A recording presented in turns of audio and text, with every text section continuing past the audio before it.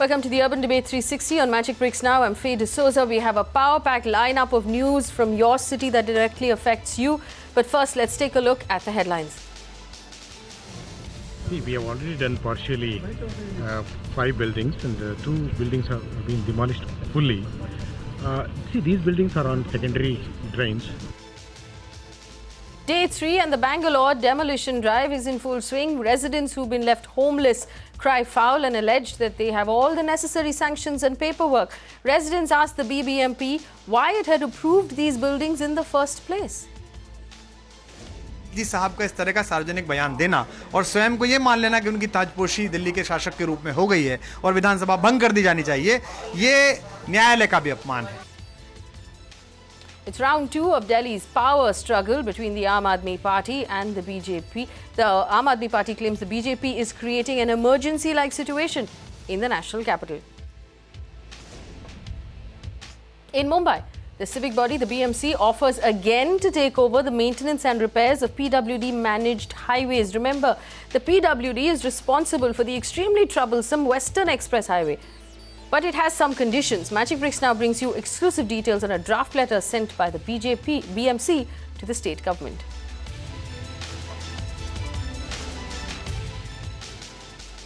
Well, the Aam Aadmi Party has taken on the centre again in its latest salvo in a turf war over Delhi. In an exclusive interview with Magic Breaks Now's reporter Deepa Rana, AAP leader Kumar Vishwas described the recent developments as an attempt to impose an emergency-like situation in the capital. Earlier in a press conference, the Aam Aadmi Party had also called the Lieutenant Governor Najib Jung a threat to democracy. Listen in. संविधान की जितनी जानकारी मुझे है उसके अनुसार किसी governor किसी एलजी के एम्बिट में ये नहीं आता कि वो किसी विधानसभा के निरस्त करने, उसे भंग करने या उसके गठन करने की संस्तुति कर सके.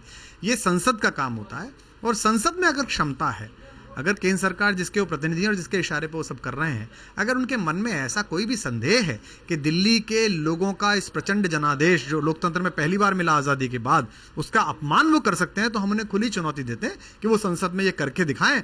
उसके बाद तो जो होगा वो पंजाब में देखा जाएगा, गोवा में देखा जाएगा, दिल्ली में दोबारा देखा जाएगा. हो सकता है कि जिन 3 सीटों का अहंकार उन पर है भारतीय जनता पार्टी पे, वो भी उन्हें ना मिले. Delhi High Court has declared LG as the administrative head of the country.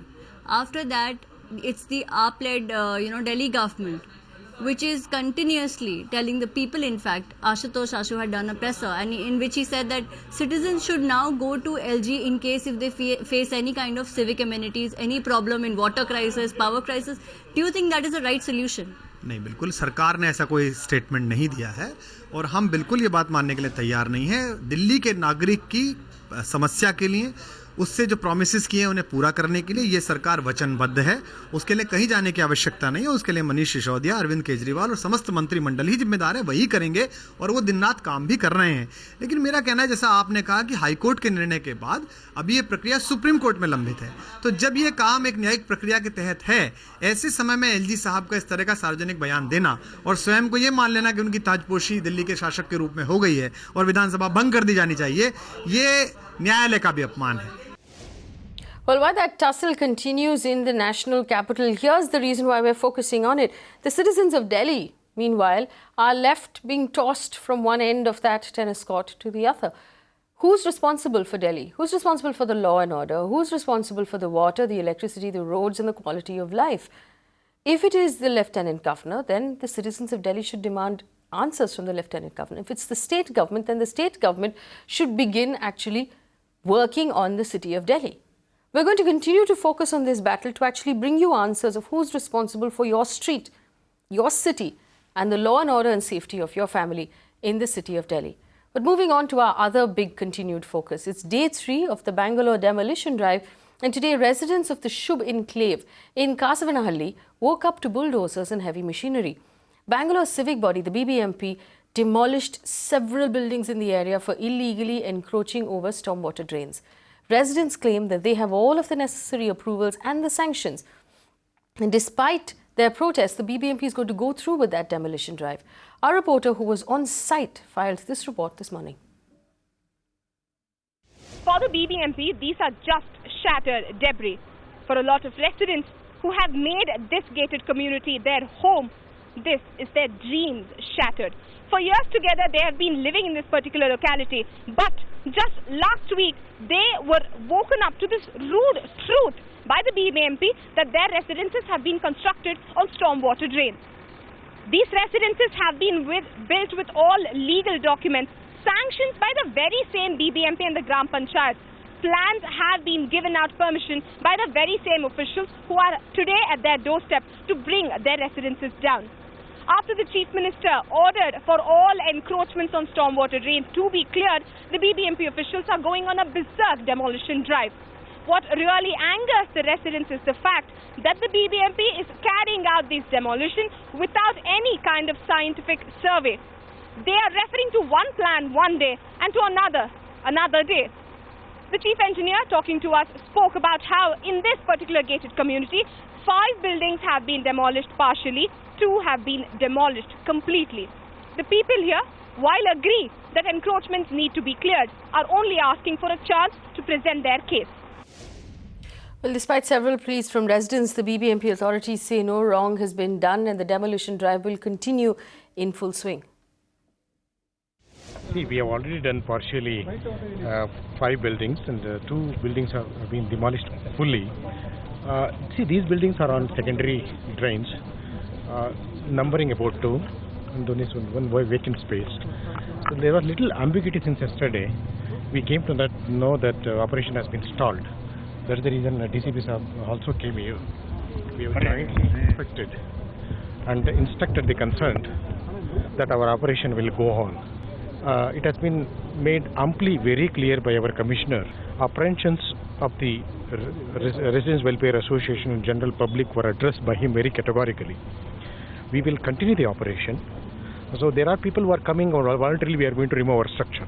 I think we should not read too much into it. See, what we want is either we doing it or people doing themselves. Wherever there are mistakes on giving plan approvals and all, it has been made very clear by government that concerned officer will also be punished. People should have been very, very diligent and respect law before they purchase the property. Right now, as per the direction of the Honorable Court, we are executing the orders to remove any encroachment on Rajakalway without any discrimination. FIRs are also being lodged against builders who have unlawfully built these buildings or developer layouts by suppressing the facts.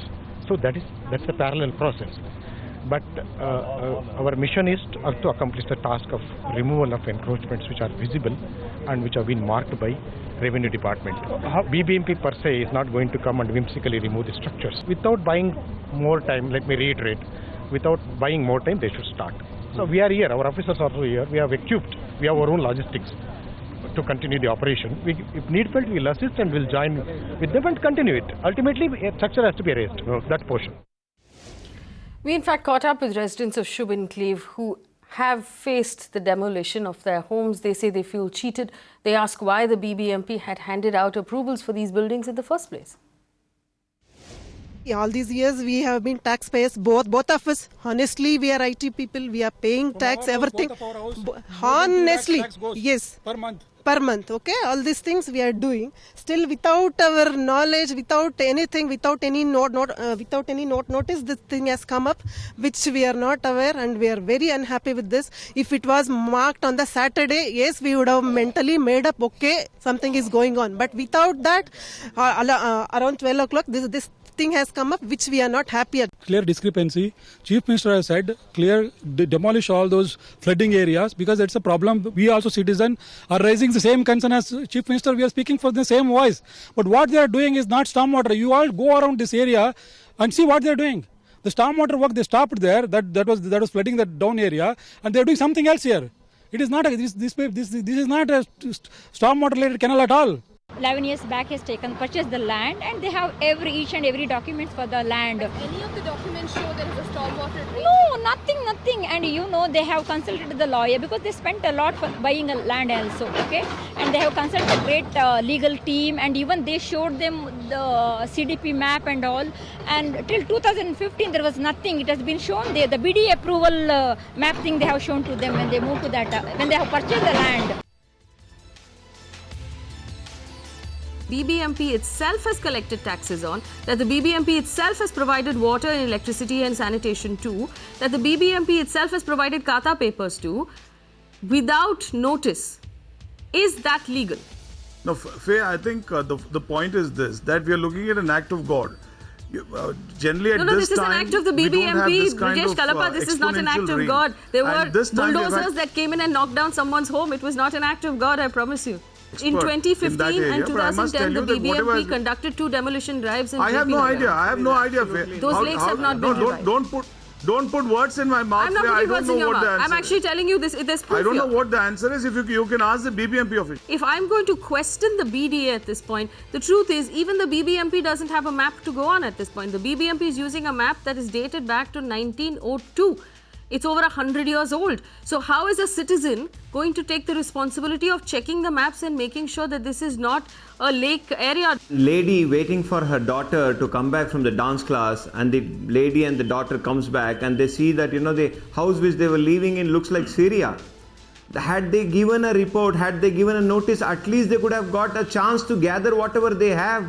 They knew that these lands were on the lake bed. They knew that, a lot of the lands have been encroached by the bigger sharks, the land mafias. And I just want to bring it one important thing to your notice. The houses which are demolished are of the hapless citizens. What is happening to those IT parks which have been constructed by the land mafias? What is happening to those big malls which have come into Bangalore? Everybody, the environmentalists who's sitting on the stage, let them really answer it. People started, anybody comes to any new place, first thing he will try to find out some shelter. Then he will search for food. And when the shelter is not given to them, they were depending on these land mafias.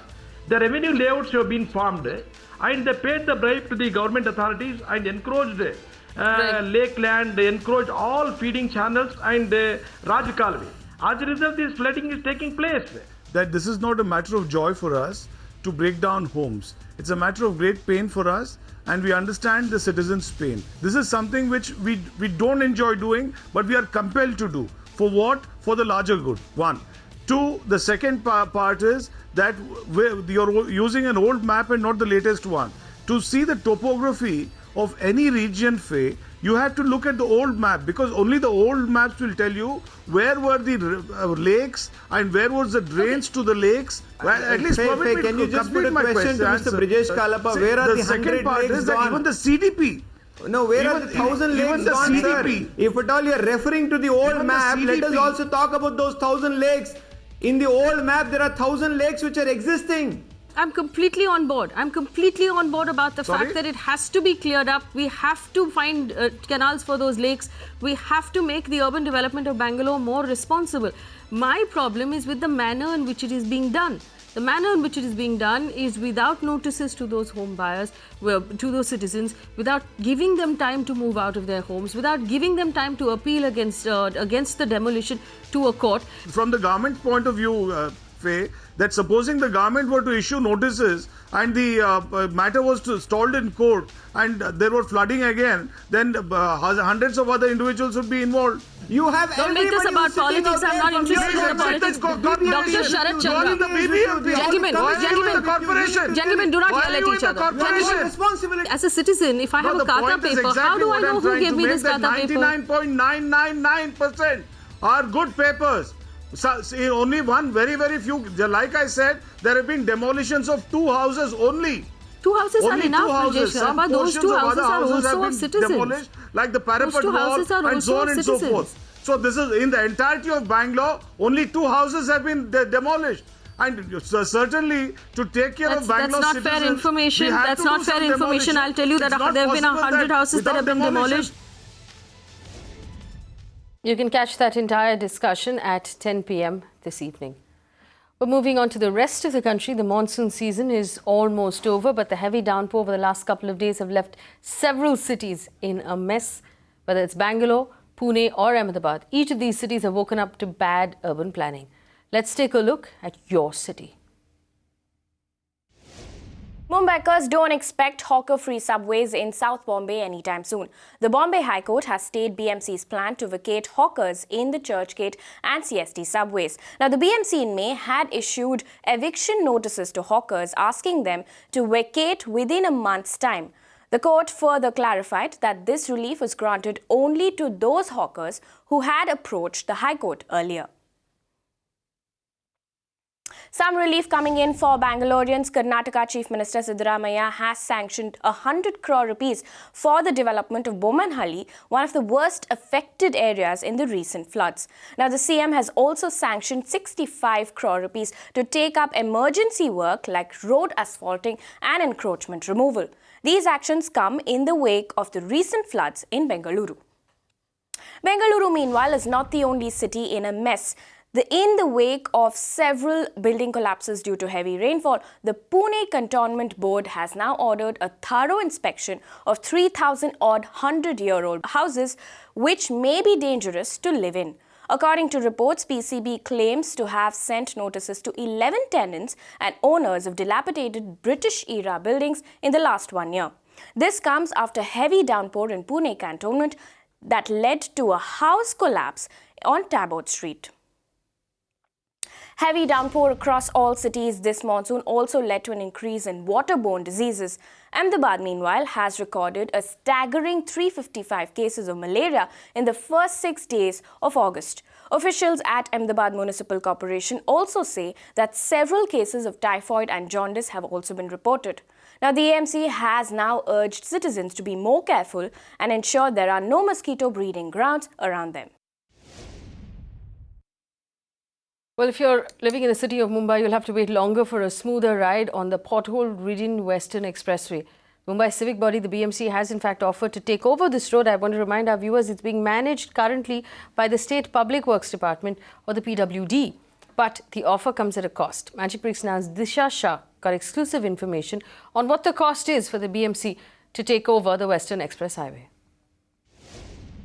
Mumbai civic body, the BMC, is willing to take over PWD maintained highways, which is the Eastern Express Highway and the Western Express Highway, for repair and maintenance purposes. In fact, this is going to come with a rider, as the civic body is going to lay down certain conditions and demands before the state government. This is what the top senior officials told Magic Bricks. Now, in fact, out of the 3 conditions, the first condition is going to be that 50% of the revenue from the hoardings on both the highways should be given to the BMC along with the PWD. Secondly, basically they tell us that right now there is no clarity on this from the Urban Development Department. Secondly, talking about the ownership of the roads, if BMC agrees to take over both these highways, then the ownership of the roads should be given to the BMC and should not remain with the PWD anymore.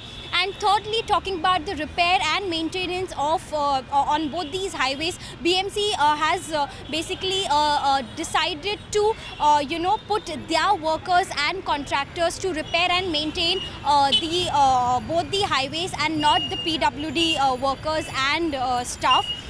So essentially these are 3 conditions and demands that BMC is going to put forth before the state government by end of this week.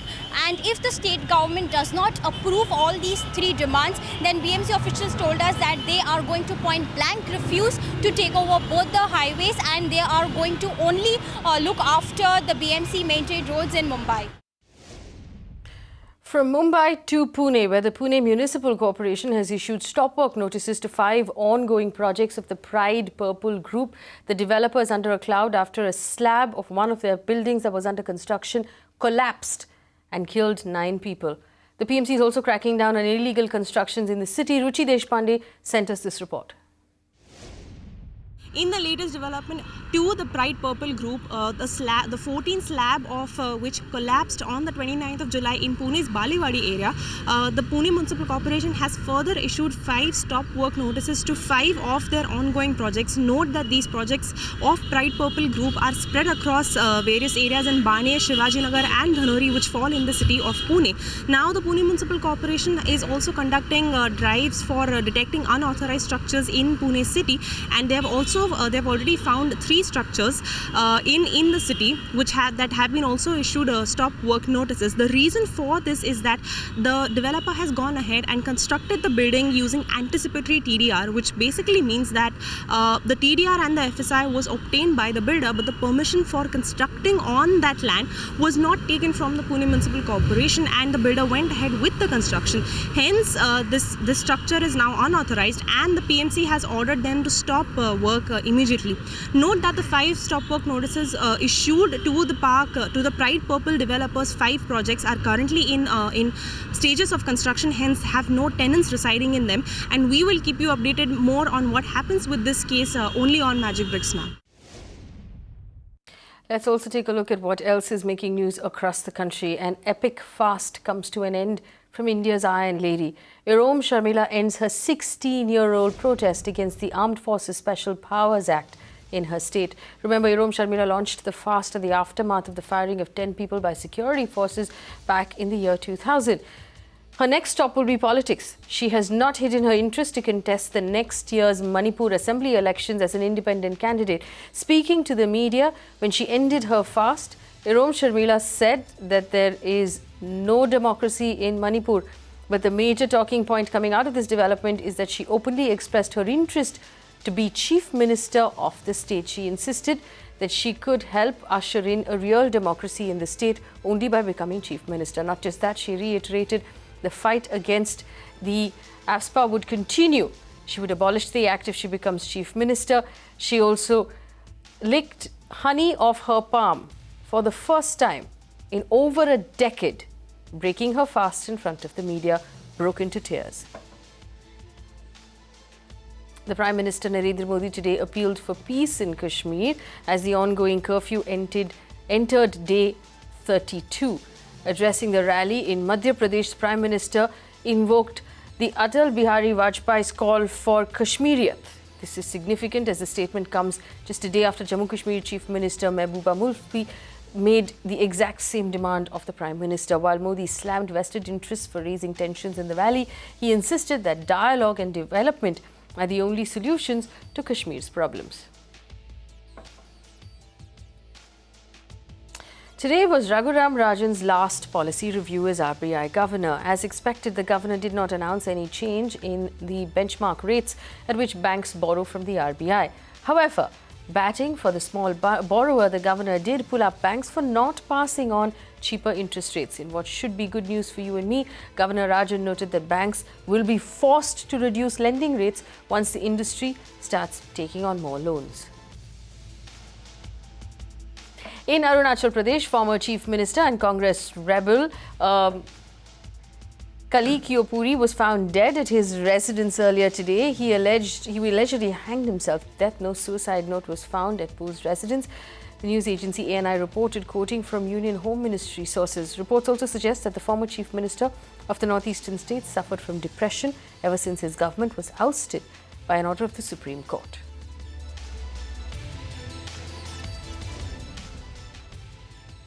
And just before let you go, in Mumbai, one of the key stations on the metro line running from Versova to Ghatkopar on the Western Express Highway has been renamed the Magic Bricks Western Express Station. My colleague Suesha Sawant was at the station when the rebranding took place this morning.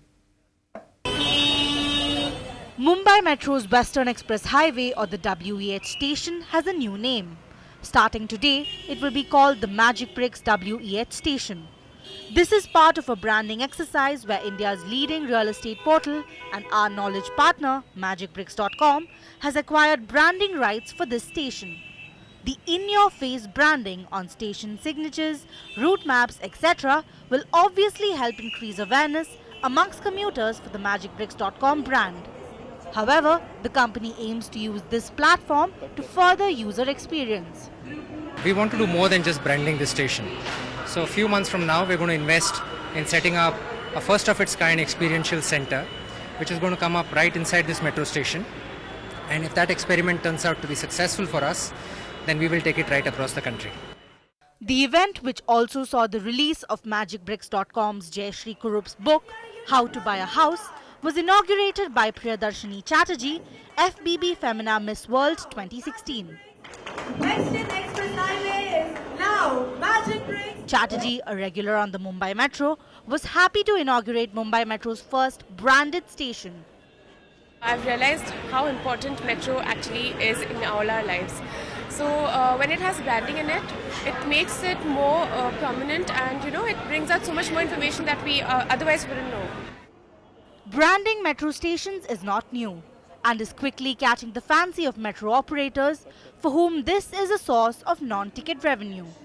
While Mumbai has just caught up, the Delhi Metro has been experimenting with branded stations for some time now and boasts an IndusInd station and an Airtel station. Rukmani Krishna with Suyesha Savant for Magic Bricks Now. Well, that's a wrap on this edition of the Urban Debate 360. Thank you for watching Magic Bricks Now. Stay with us as we continue conversations on your city and the quality of life in our urban centres. Thanks for watching.